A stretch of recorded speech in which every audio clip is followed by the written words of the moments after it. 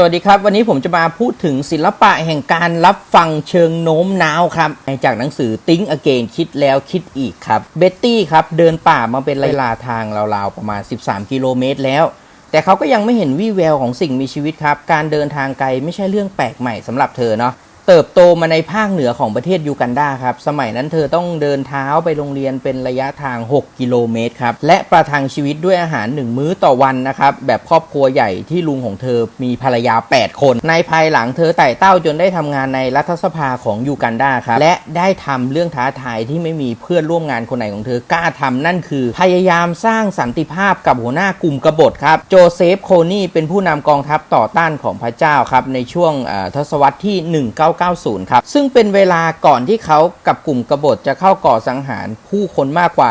100,000 คนครับลักพาตัวเด็กกว่า 30,000 คนเนาะอันนี้ในปี1990นะครับท่านผู้ชมทำให้ชาวยูกันดา2 ล้านกว่าคนต้องกลายเป็นคนพัดถิ่นครับเบ็ตตี้เนี่ยพยายามโน้มน้าวให้ประธานาธิบดีแห่งยูกันดาเนี่ยลองส่งเธอไปเจรจาหน่อยสิได้ไหมก็คืออารมณ์แบบว่าโอ้โหไม่เห็นมีใครจะโน้มน้าวหรือพูดได้เลยอ่ะขอฉันไปเจรจากับผู้นำบัญชี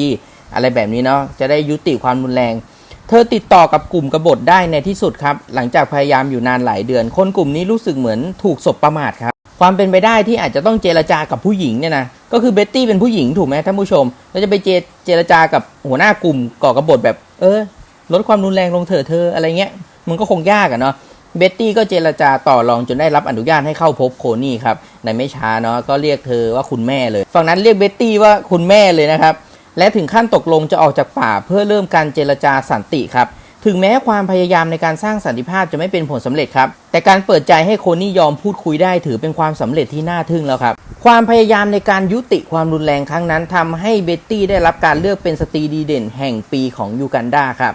เมื่อไม่นานนี้ผมได้คุยกับเบ็ตตี้และถามเธอว่าเธอให้โคนี่และกองทัพของเขายอมเปิดใจได้ยังไง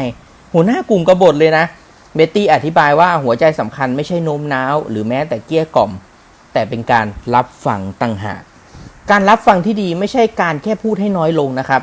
มันคือชุดทักษะในการถามและตอบโดยเริ่มต้นการแสดงความใส่ใจในผลประโยชน์ของคนอื่นมากกว่าพยายามจะตัดสินสถานะของพวกเขาหรือพิสูจน์ตัวเองครับเราทุกคนล้วนสามารถเชี่ยวชาญในการถามคำถามด้วยความอยากรู้อยากเห็นอย่างแท้จริงโดยไม่มีวาระซ่อนเร้นที่จะแก้ไข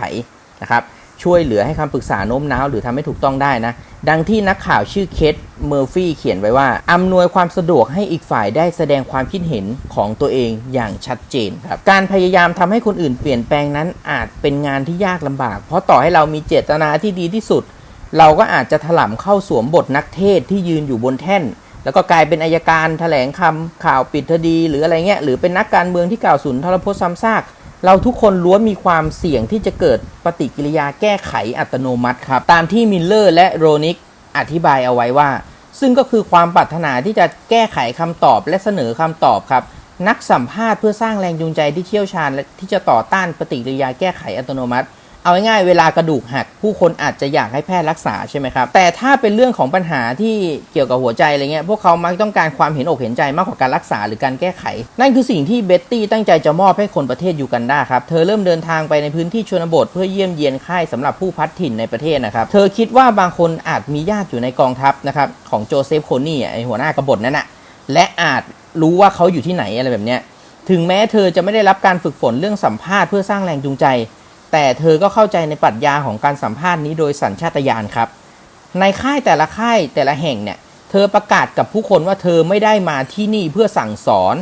แต่เธอมาเพื่อรับฟังความอยากรู้อยากเห็นและความถ่อมตัวแบบมั่นใจของเธอทำให้ชาวยูกันดาประหลาดใจผู้สร้างสันติภาพคนอื่นๆเนี่ยเข้ามาเพื่อสั่งสอนและบอกให้เลิกสู้ไงคนเหล่านั้นเทศนาแผนการของตัวเองในการคลี่คลายความขัดแย้งและตำหนิพยายามทำตำหนิในอดีตที่ล้มเหลวอะไรแบบนี้ครับเบ็ตตี้ซึ่งในตอนนั้นเป็นนักการเมืองโดยอาชีพไม่ได้บอกว่าเขาต้องทำอะไรด้วยซ้ำเธอนั่งอยู่อย่างอดทนอยู่หน้ากองไฟหลายชั่วโมงจดบันทึก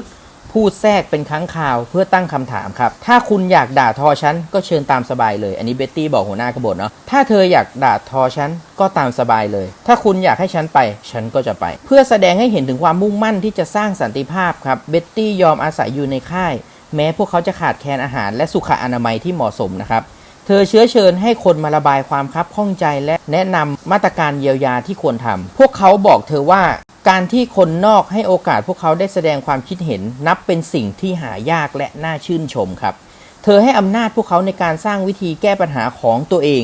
ทำให้พวกเขาเกิดความรู้สึกเป็นเจ้าของพวกเขาลงเอยด้วยการเรียกเธอว่า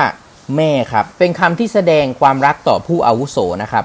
การได้รับเกียรตินี้ถือว่าประทับใจมากนะครับประทับใจแบบพิเศษเลยเนื่องจากเบ็ตตี้เป็นตัวแทนของรัฐซึ่งถูกมองว่าเป็นผู้กดขี่ในค่ายหลายแห่งครับไม่นานผู้คนก็เสนอว่าจะพาเธอไปแนะนำให้รู้จักกับผู้ประสานงานครับและผู้บัญชาการกองทัพของโจเซฟโคนีเบ็ตตี้กล่าวเอาไว้ว่าแม้แต่ปีศาจ